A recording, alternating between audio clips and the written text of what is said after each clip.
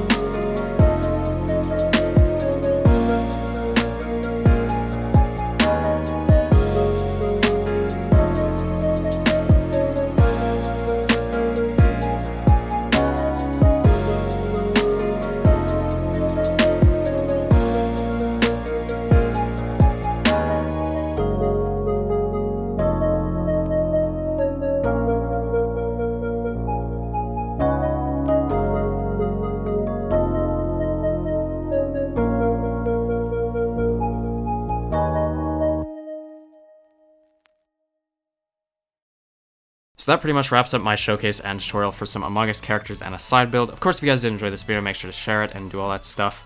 And yeah, I'll see you guys all in the next video. Goodbye.